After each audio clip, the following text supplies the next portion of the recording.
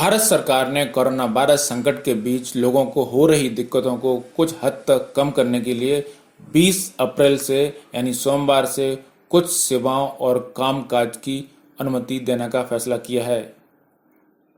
ये सेवाएं और गतिविधियां नॉन कोविड 19 एरियाज या कोरोना से कम प्रभावित क्षेत्रों में चालू होंगी।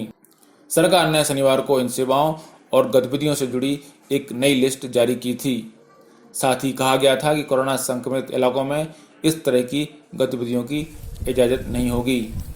गृह मंत्रालय की ओर से रविवार को गाइडलाइन में एक बार फिर बदलाव किया गया है। बदलाव करते हुए साफ किया गया है कि लॉकडाउन के दौरान ई-कॉमर्स कंपनियां जरूरी सामान को छोड़कर अन्य सामानों की सप्लाई नहीं कर पाएंगी, यानी वो मोबाइल, फ्रिज, एसी आदि सामान नहीं बेच पाएंगी, जिस पर व्यापार मंडल विरोध जता रहे थे। खुदरा व्यापारी इस पर भारी आपत्ति कर रहे थे। माना जा रहा है कि इसी को देखते हुए मोदी सरकार ने यह फैसला लिया है।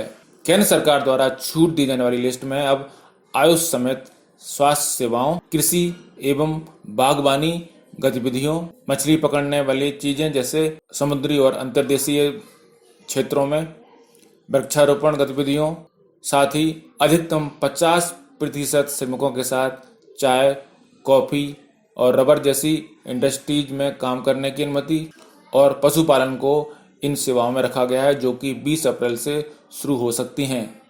इसके साथ ही अधिकतम 50% मजदूरों के साथ चाय, कॉफी और रबर बागान में भी काम किया जा सकेगा। मनरेगा के तहत होने वाले कार्यों की भी अनुमति होगी, लेकिन सोशल डिस्टेंसिंग के नियम के पालन और मास्क पहनना अनिवार्य होगा। बिजली, पानी, गैस जैसी सार्वजनिक उपयोग की चीजें भी चालू रहेंगी। राज्यों के बीच और राज्यों के अंदर माल ढुलाई की भी अनुमति होगी। निर्माण क्षेत्र के कामकाज को शुरू करने की अनुमति होगी। केंद्र और राज्य सरकारों के भी दफ्तर सीमित स्ट्रेंथ के साथ 20 अप्रैल से खुल रहे हैं। आपको बता दें कि इसके पहले सरकार ने जो लिस्ट जारी की थी उसमें ई-कॉमर्स को अनुमति दी गई थी और इसका भारी विरोध हो रहा था। विशेषकर व्यापार मंडल इसका विरोध कर रहे थे।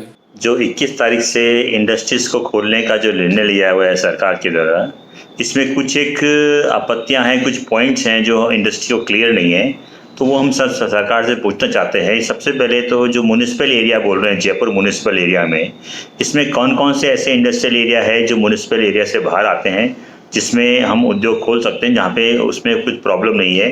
ये सरकार ने स्पेसिफाई नहीं किया है, तो कृपया करके ये भी स्पेसिफाई करते हैं कौन कौन से एरिया हम आराम से खोल, जो भी इंडस्ट्रियल रीको के इंडस्ट्रियल एरिया है वो सारे आजाद खोल सकते हैं या कोई नहीं खोल सकते हैं, इसका पूरा खुलासा हमें चाहिए था।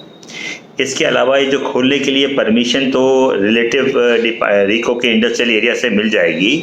इस परमिशन में मिलने में इसमें ये पूछना है हमको कि जो वर्कर्स के जो नाम डिटेल देने पड़ेंगे या फैक्ट्री परमिशन में ही वर्कर की परमिशन मान ली जाएगी। इस सबसे बड़ा एक ये पॉइंट भी है कि हमको अलग अलग वर्कर्स की परमिशन लेनी पड़ेगी। इसके बाद हम एक और ये बात पूछना चाहते हैं कि जो वर्कर्स हमारे आसपास एरिया में रह रहे हैं वो अपने व्हीकल से आ जा सकते हैं, तो उसमें कोई आपत्ति तो नहीं है, या उनको कोई स्पेशल पास लेना पड़ेगा फैक्ट्री में आने के लिए।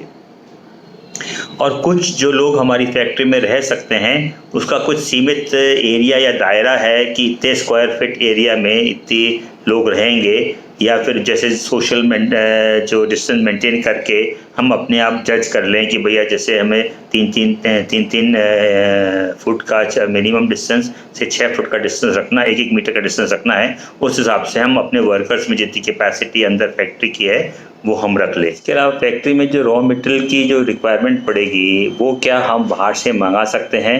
दूसरी फैक्ट्री खुली है तो उससे ट्रांसपोर्टेशन करने में कोई दिक्कत तो नहीं आएगी? एक ये भी हमारा सवाल था।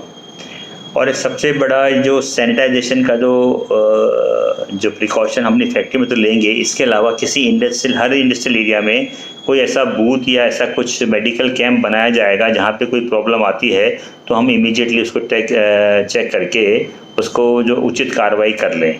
ऐसा कोई मेडिकल कैंप का कोई प्रोविज़न है? बिकॉज अब ये हमें लग रहा है कि ये कोरोना वायरस की जो समस्या है ये थोड़ी लंबी चलेगी, इसलिए वैसे भी लॉन्ग टर्म में चलने के लिए भी एक हर इंडस्ट्रियल एरिया में एक अगर मेडिकल कैंप लग जाए जो सूक्ष्म रूप से उनकी चेकिंग कर सके, अगर कुछ प्रॉब्लम पाई जाती है तो उसको हम इमीडिएटली एक्शन ले लें। ये कुछ जवाब हम चाह रहे हैं कि सरकार हमको दे दे, ताकि हमारा इंडस्ट्री खोलने का जो ये पहल है ये सक्सेसफुल गए।